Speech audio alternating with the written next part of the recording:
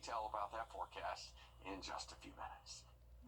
Thanks, Chris. And it's nearly impossible to avoid traffic and detours right now in downtown Augusta because of several improvement projects on 5th, 6th, 13th, Broad, and Green Streets. The work is not only causing major headaches for drivers and residents, but for businesses in the area as well. Your Sydney Hood spoke to a few of those frustrated businesses. Well, the work you see behind me on 8th Street, this is due to the utilities department having to work to replace the sewer and storm drain. But all across downtown, there are several areas that are getting a facelift, but several of the business owners that I spoke to tell me that it's more of a headache than anything. You can't go anywhere in downtown Augusta without seeing a sign, whether it be a sign of growth. It's like a ghost town. Who want to be down here in all of this? Or maybe it's a sign of a long work in progress. And I understand that they're trying to beautify Augusta. I get it. But how long is it going to take? And we have two streets that are perpendicular to each other. Both of them have been shut down for different projects. But it makes navigation in the area almost impossible. It's an eyesore for many. This street looks terrible. I'm a high-end stylist, and this does not look like a high-end place to be. Empty streets are not ideal for any business. But we've continuously moved the sign back so that it doesn't interfere with their construction, but it also lets us be a business and still have that revenue coming in. There's been heavy equipment parked in front of that thrift store since we opened. So we haven't had a single regular day really since we opened. While the work is meant to help the city, we've had construction take up our parking spots, and that is used for our customers to be able to comfortably park, get their dog out, and come inside without having to worry about getting hit by another car, their dog getting hit by another car. I'm constantly trying to work hard to stay afloat because it's just me and a couple of my barbers. My tattoo artist no longer here. She wasn't getting the walk-in that she needs to stay afloat because look what goes on down here. The city's going to be better for it in the end.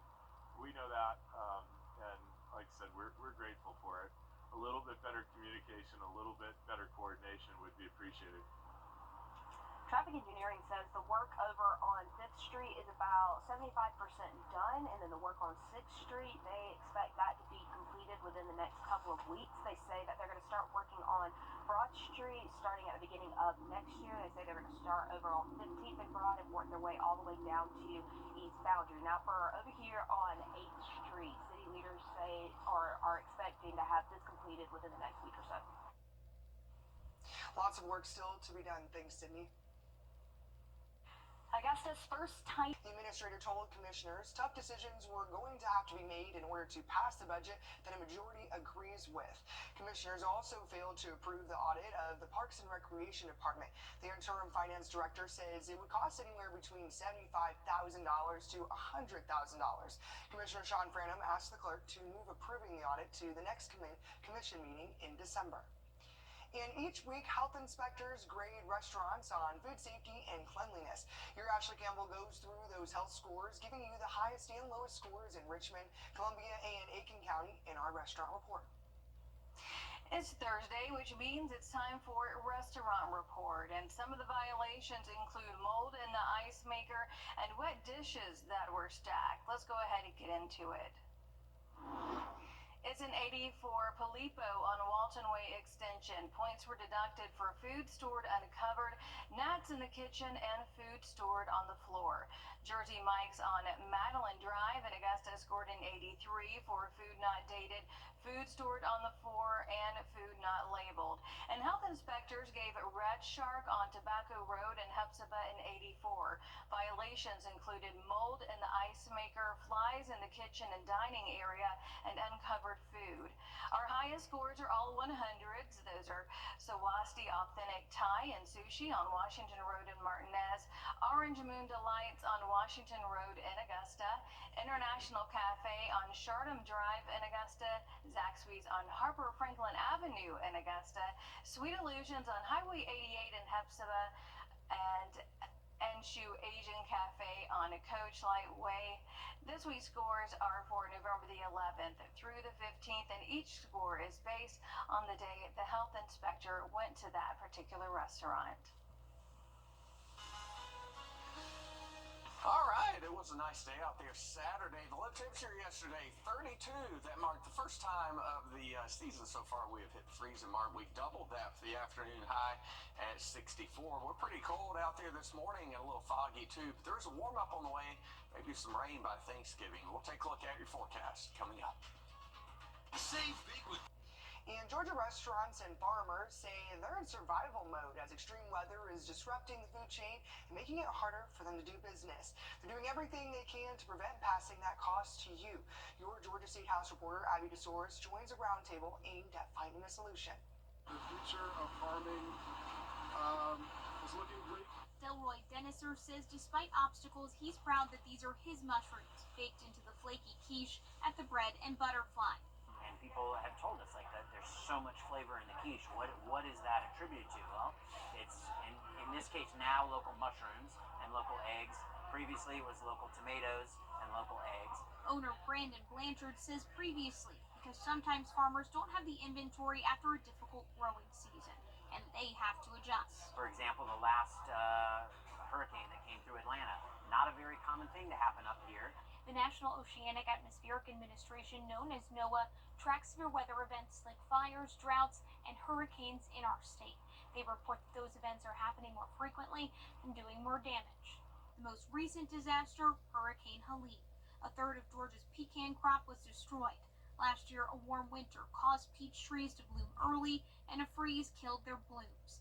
More than 90% of the crop was destroyed. Those are real facts that are undeniable, and then it really allows climate change to become a bipartisan issue, which is extremely important right now. The James Beard Foundation, a U.S. nonprofit best known for awarding the Oscar of the food world, is bringing farmers and restaurateurs together to talk about the struggles and brainstorm solutions. If farmers are the economic backbone of the economy, subsidies and incentives could hold them up after a disaster. That have, decent amount of funding, but nowhere near enough what the demand actually is for these programs. People in this room using their experience to advocate, contacting their congressmen and women, asking them to extend the Farm Bill, which includes price support for certain crops, conservation programs, and food assistance like SNAP. In Inman Park, I'm Abby DeSoris. Lake forecast today after a chilly start. It's calling for a nice warm afternoon. A lot of fog up there on the lake now. That'll dissipate and we'll have a nice day with highs there in the mid to upper 60s. We'll take a look at our Thanksgiving week travel forecast when we come back. Truck accidents. Sunday night, thanks to the cloud cover, look at those highs in the 70s, although it could be wet on Thanksgiving. Thanks, Chris. And a community coming together Friday night to support a 3-year-old who was shot in Aiken Monday morning. Your Julius Evans was there. A community still recovering from the unthinkable happening to 2 kids in Aiken County. Tiavia Cohen says the prayers and the red balloons sum up a restless week of uncertainty for her son Tyson Jones. I woke up Monday morning and an undercover cop had knocked on my door. And that's when he broke the news and told me that my son has been shot. According to the incident report, a deputy found Tyson lying on a couch with a gunshot wound in the area of his head, with a gun resting on a table directly across from the couch with a shell casing jammed inside. Tyson was rushed to the hospital where he's still recovering. This morning, my heart was beating out of my chest, and I just thank God that he's breathing and he's off the breathing machine. Thank God, thank God. He held up his car and he held his hand in the air like this, and I said, praise him, baby. Praise him. That's nobody but God. But she says she can't forget about the family who wasn't so fortunate. She says sending off the purple balloons are prayers for them. Within hours from each other, 10-year-old Maya Harp was fatally shot in the chest in Windsor on Monday night. Cohen says it's these unfortunate situations she hopes other families pay attention to. Just wish we can put the guns away and put them in a safer place. Cohen says it's a long recovery ahead for Tyson, but like tonight, she's not done believing until the end. It'll be a long road to recovery. I don't care how long it takes, as long as I know my baby's here, and hopefully he will get better. He will be back home, and he will be everywhere when he come home. An emotional night for family and friends who are hoping this gathering will continue to serve as the encouragement they need. Both of these cases are still under investigation. And the case gained national attention as 26-year-old Jose Ibarra had entered the nation, and the Georgia State Panthers beat the Texas State Bobcats. And your Meredith Anderson took a break from the newsroom this week to become principal for a day. This was at Blue Ridge Elementary School in Columbia County. Meredith made class visits and assisted staff as part of the role, making it look easy. She talked to one Blue Ridge fifth grader to get some advice. Here's one thing he said Meredith has got to know. Probably what the lunch choice is for the day. Because, well, you might want to know if you'll be in the lunchbox or not. So sweet. That is the very, very important to a fifth grader at that time is what to bring for lunch, or even I would say for myself too. I always want to know what's for lunch.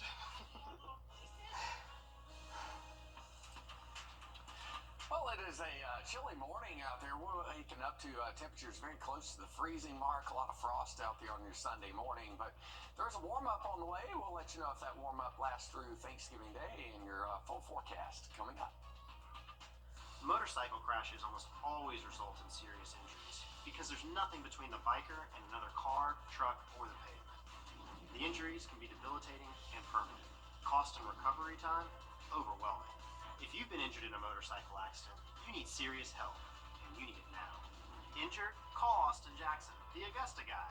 706-724-7224. 706-724-7224. For over 30 years. And it's been more than a quarter century since Congress enacted a law designed to keep kids safe online. Now, dozens of states are calling on lawmakers on Capitol Hill to act urgently to get bipartisan child safety protections in the president as soon as possible. State House reporter Mary Green spoke with South Carolina's Attorney General about why he believes it's needed. South Carolina Attorney General Alan Wilson says the law always trails technology because of how quickly technology develops.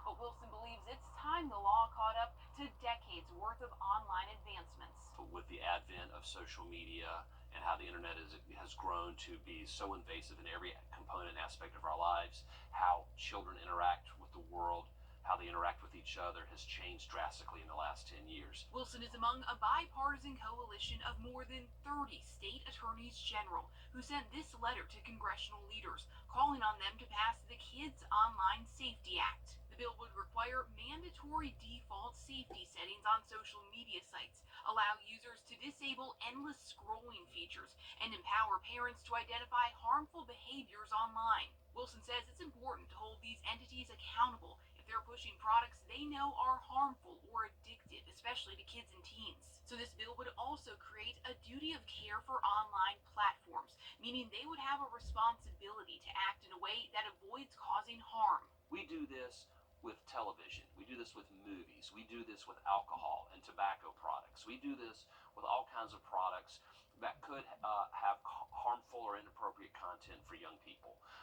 Social media is more invasive than any of those things. This bill has already passed in the U.S. Senate and now sits with the House of Representatives.